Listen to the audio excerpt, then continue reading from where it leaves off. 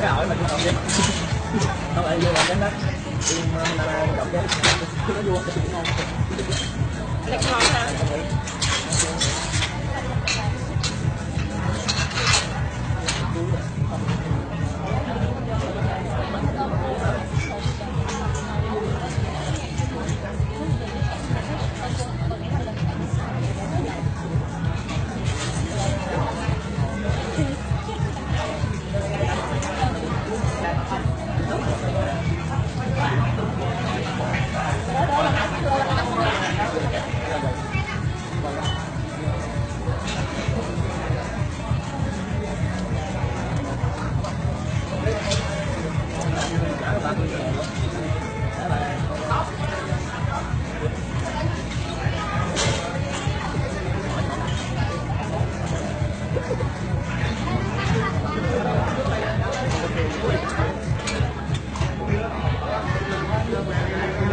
Ngửa dẹp mẹ đi, ăn mà cứ phải tha son hoài.